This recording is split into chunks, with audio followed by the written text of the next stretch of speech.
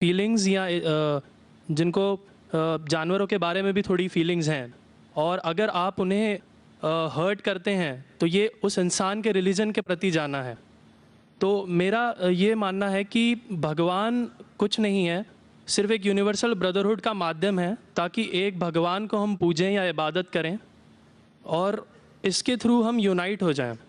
तो मेरा सवाल ये है कि हम हमेशा भगवान को इस तरह तोलते हैं कि उसे इंसान की तरह फीलिंग्स हैं, वो हमें सज़ा देता है, हमें रिवॉर्ड करता है, पर हमारे अलावा इस यूनिवर्स में, मैं उस वर्ड पे स्ट्रेस करूँगा, यूनिवर्स में जानवर भी हैं जिनका काम इस भगवान के बिना चल रहा है, जिनमें कोई फीलिंग्स नहीं है, ना वो कुरान पढ़ते हैं ना बाइबल पढ़ते हैं। वो भी जीवित हैं, हम भी जीवित हैं। हमें एक गुमान हो गया है कि हम थोड़े स्मार्ट हैं, पर वो भी इस सृष्टि का हिस्सा हैं। तो इस यूनिवर्सल ब्रदरहुड में उनके प्रति हमारी भावनाएं के बारे में कुछ जिक्र, और मैं जानना चाहूँगा कि क्या पैंथीज़म इसका एक सॉल्यूशन नहीं है, क्योंकि इसमें हम किसी एक इंडिविजुअल को वर्शिप नहीं करते। जैसा कि जुडाइज़म में कहा गया है कि I am a jealous God, और एक जेलस एक ऐसा इमोशन नहीं है जिसे हम पूज सकें मेरे हिसाब से। पर अगर हम पैंथीज़म को एक सोल्यूशन माने तो ये एक ऐसी चीज़ है जो हमेशा रही है, पेड़ हमेशा रहे हैं, ये यूनिवर्स हमेशा रहा है, और जबकि धारणाएं, डेफिनेशंस भगवान की हमेशा बदलती रही हैं। तो अगर हम गॉड को कांस्टेंट के रूप में देखना चाहते हैं और इसे एक माध्यम बनाना चाहते हैं आपसी भाईचारे का, आलमी भाईचारे का, तो क्या पैंथीज़म इसका एक सॉल्यूशन नहीं है?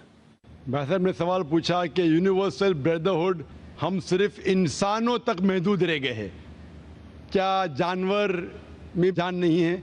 और ये भगवान को हमने खुद बनाया ताकि आलमी भाईचारा रहे, लेकिन क्या पैंथीज़म इसका सल्यूशन नहीं है कि भगवान को हम दूसरे रूप में देखें? भाई साहब का अच्छा सवाल है। सवाल के दो हिस्से हैं। पहला एक हिस्सा है कि यूनिवर्सल ब्रदरहुड सिर्फ महदूद इंसानों तक क्यों, जानवर पेड़ पौधों को क्यों नहीं लिया गया? दूसरा सवाल, क्या पैंथीज़म इसका सल्यूशन नहीं है? पहले सवाल का जवाब कि यूनिवर्सल ब्रदरहुड, आलमी भाईचारा के अंदर हम बाकी जीवित चीज़ों को क्यों नहीं लेते? अगर लेंगे तो जीना ही मुमकिन नहीं है।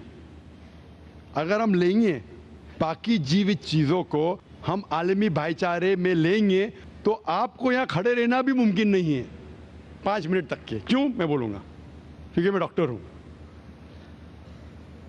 भाईचारा का एक उसूल है कि दूसरे भाई का कत्ल मत करो। उसूल है क्या नहीं? ठीक है। आप सांस ले रहे, अभी सांस ले रहे ना? आप जब सांस लेते लाखों जर्म्स का कत्ल कर रहे हैं आप कैसे भाई? ये लाखों लोग का कत्ल कर रहे जीने के लिए, ये कैसा भाईचारा है?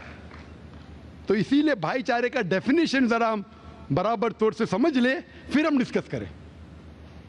क्योंकि अगर आप कहेंगे हर जीवित चीज मेरे भाई है, तो आप भाईचारे के खिलाफ। कोई भाईचारा में ये नहीं है कि दूसरों का कत्ल करो अपने आप को जिंदा रखने के लिए। कभी भी इस्लाम में ये नहीं कहा गया है कि दूसरों को दबाओ अपने आप को ऊंचा करने के लिए। और मैं अल्लाह के रसूल की एक मिसाल दूंगा आपको। अल्लाह के रसूल फरमाते हैं, आप जब देखते हैं एक खजूर का दरख्त, पाम ट्री, वो एक मोमिन की मिसाल है, मुस्लिम की मिसाल है, तो साहबा सोचते इसका क्या मतलब? क्यों एक खजूर का दरख्त, पाम ट्री को मुस्लिम कह रहे? समझ में नहीं उनको। आज हम जानते हैं, उस टाइम अल्लाह के रसूल ने कहा कोई भी पेड़ पौधे जब भी बढ़ते ऊपर, वो क्या करते हैं? आजू बाजू पेड़ को हटाते हैं, फिर ही बढ़ते हैं। नीचे जाते हैं, अपने पौधों को, रूट्स को एक्सपैंड करते हैं। इसीलिए आप देखेंगे म्युनिसिपैलिटी क्रैक्स को तोड़ती है, मजबूत करे। क्यों? वो पेड़ बढ़ता है तो क्रैक हो जाता है, फिर से टाइल लगाते हैं। जितना पौधा बढ़ता है, जितना पेड़ बढ़ता है, उतना आजू बाजू नुकसान करता है। एक वाहिद दरख्त है पाम ट्री, जो जितना ऊंचा जाता है दूसरे को नुकसान नहीं पहुंचे, सीधा जाता है। बाकी लोग यहां जाते हैं, वहां जाते, इसके घर में घुसते, उसके घर में घुसते, ऊपर जाते सीधा, किसी को तकलीफ नहीं देते, नीचे भी जाते सीधा, आजू बाजू घूमते नहीं। अगर आप अपने आप को बड़ा बनने के लिए दूसरों को दबाएंगे, ये मुस्लिम नहीं। तो अगर मैं मानूं आपकी बात को कि हर जीवित इंसान को भाईचारा करूं, तो मुझे जीने का हक ही नहीं, किसी को जीने का हक नहीं है। लेकिन उसका मतलब ये नहीं कि हम दूसरे जीवित लोग को तकलीफ पहुंचाए जानबूझ के। इसीलिए इस्लाम में जब मोहम्मद सल्लल्लाहु अलैहि वसल्लम पैगाम दिए अरब देशों में, अरब ममालिक में, तो लोग ने कहा ये कैसा इंसान है। जब अल्लाह के रसूल ने कहा कि ऊंट के ऊपर ज्यादा वजन मत डालो, हराम है, घोड़े को ज्यादा तकलीफ मत दो, तो लोग कहने लगे ये तो अभी इंसानों की हुकूक की बात कर रहा था, अभी जानवरों के हुकूक की बात कर रहा है।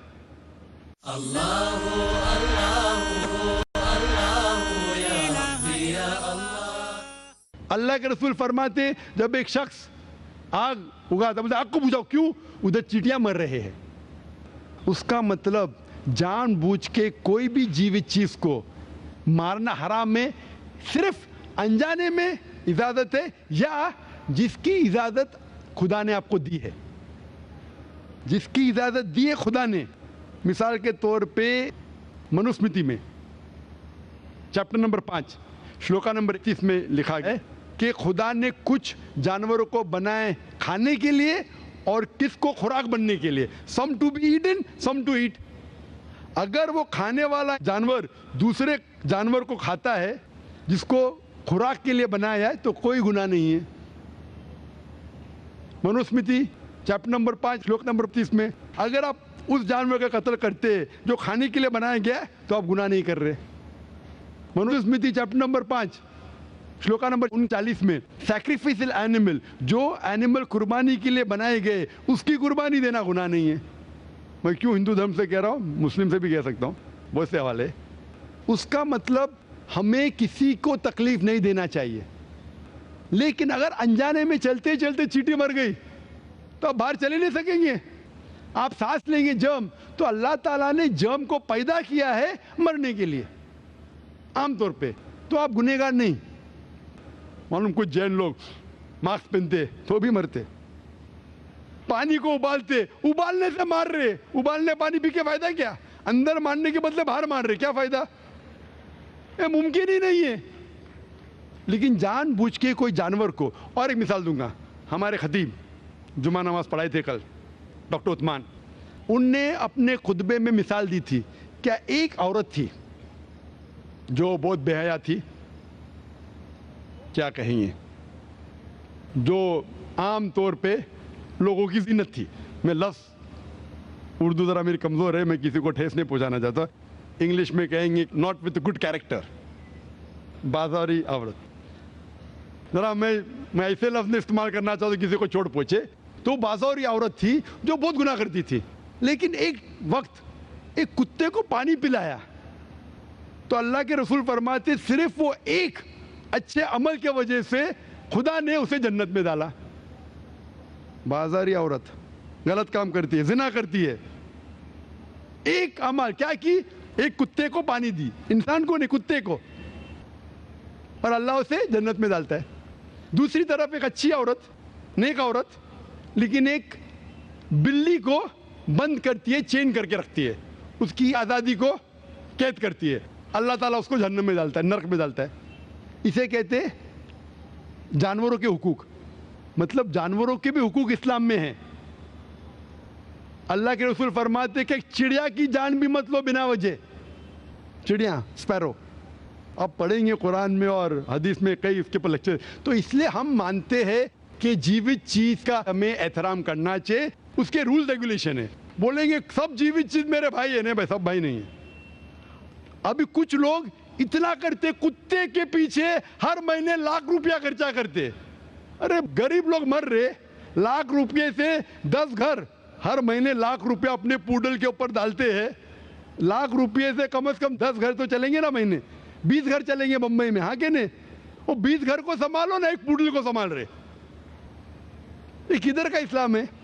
ठीक है, जानवर की कदर करो, इतना कदर मत करो कि उसके हाथ में चेन डालो सोने की, ये करो, ये खाना लेके आओ। खाना लेके आते लाख रुपए का, आप समझ रहे ना? तो इतना मत इसराफ करो, इस्लाम के अंदर सिखाया गया है कि भाईचारा जो मैंने जिक्र किया, बट जानवरों को भी देखो और उसके साथ अच्छा बर्ताव करो, बिना वजह किसी जानवर का कत्ल मत करो। ये आपका सवाल था। आपका दूसरा सवाल इसके अंदर जवाब हो गया। आप कहते हैं कि पैंथियज्म, सबको खुदा मानना इसका जवाब है।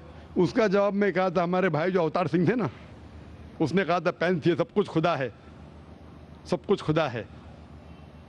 इससे क्या होता है कि सब कुछ खुदा है, मतलब अगर आप सबको खुदा मानते, चोर को भी खुदा मानते, डाकू को भी खुदा मानते, खुदा का मतलब उसका कहना मानना, बराबर कि नहीं, उसकी इज्जत करना, उसकी इबादत करना, वो जो कहता है उसकी बात मानना। तो आप अगर वो चोर को खुदा बोलेंगे, वो बोलेगा चोरी को, तो आप चोरी करना शुरू करेंगे।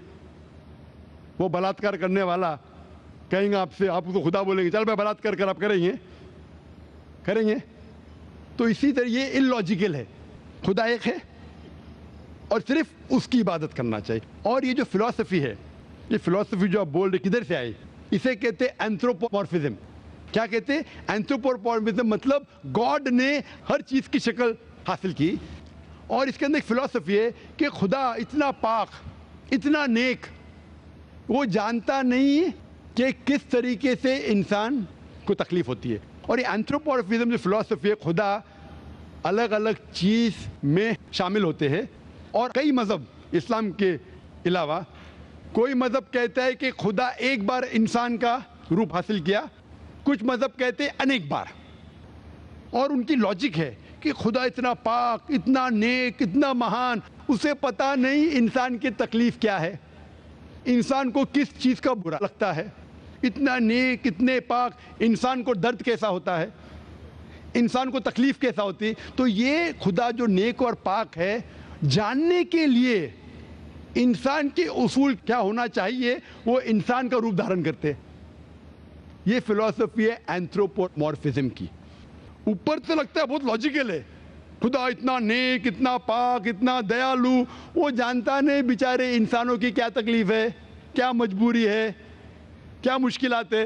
तो इंसान का रूप धारण किया लिखने के लिए, क्या इंसान के लिए अच्छा है बुरा है। ऊपर से देखे तो बहुत अच्छा लगता है, लेकिन तहकीक करेंगे मंतिक से तो एकदम ही गलत। मिसाल के तौर पे, अगर मैंने एक डीवीडी प्लेयर बनाया, डीवीडी प्लेयर, क्या मुझे जरूरी है कि मैं डीवीडी प्लेयर बनूं ये जानने के लिए डीवीडी प्लेयर के लिए क्या अच्छा है क्या बुरा है? जरूरी है? नहीं। मैं एक इंस्ट्रक्शन मैन्युअल लिखूंगा कि डीवीडी प्लेयर को प्ले करने के लिए डीवीडी डालो, प्ले का बटन दबाओ, स्किप करने का स्किप का बटन दबाओ, स्टॉप करने का स्टॉप का बटन दबाओ, पानी में मत डालो खराब हो जाएगा, ऊपर से मत फेंको खराब हो जाएगा।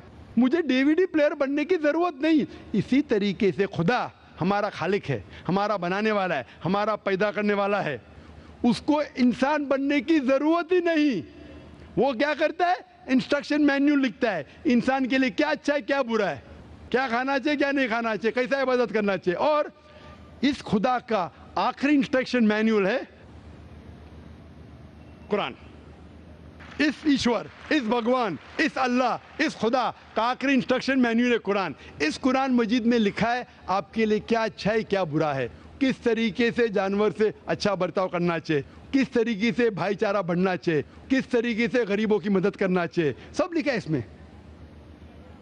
खुदा को खुद इंसान बनने की जरूरत नहीं, क्योंकि वो हमारा खालिक है, हमारा मालिक है। तो इसीलिए ये पैंथियज्म फिलॉसफी इज टोटली रॉन्ग। और वेद में किधर नहीं लिखा है, आप जाएंगे दूसरी किताबों में लिखा है, आप अगर देखेंगे मेरी कैसेट हिंदुइज्म एंड इस्लाम पे, लेकिन वो किताबें वेद से ऊंची नहीं है। वेद में सिर्फ लिखा है तौहीद के बारे में, एक खुदा के बारे में, एक कमसत विप्रा बहुधा वेदांते, खुदा एक है, उसको नाम अलहदा दे सकते हैं आप, लेकिन खुदा एक है, उसकी सिफत आप बयान कर सकते हैं। और वो एक खुदा है न तस्य प्रतिमास्ति, उसका कोई अक्स नहीं है, ना कोई पिक्चर है, ना कोई पेंटिंग है, ना कोई मूर्ति है, ना कोई स्टैच्यू है। Hope that answers the question.